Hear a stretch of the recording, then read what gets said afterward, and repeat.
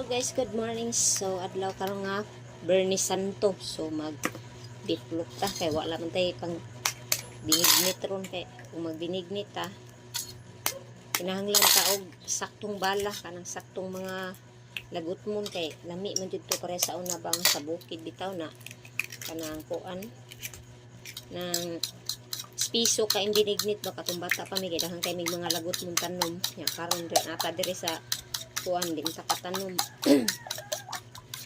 May lag na rin mga hatag binignit. Wa man say uso binignit diri syudad gud uban. Pero ang uban ay kwarta maginignit jud sila. Ay napatukar ra oy. Nya karon guys kay daghan man ta mga on ato ni sila ato ning budget-budgeton kay para maigo. So ana ra naka simple. Alright. Guys, ako nang gilunod ang beef loaf. So, ano guys, loto na. So, napaso. Dahil ko na yung pagkaluto guys. Sakit kay guys. So, napaso. Basta tiil. Abot tiil. Kamot. Hapdusa. Kahit lagbuto ang mantika.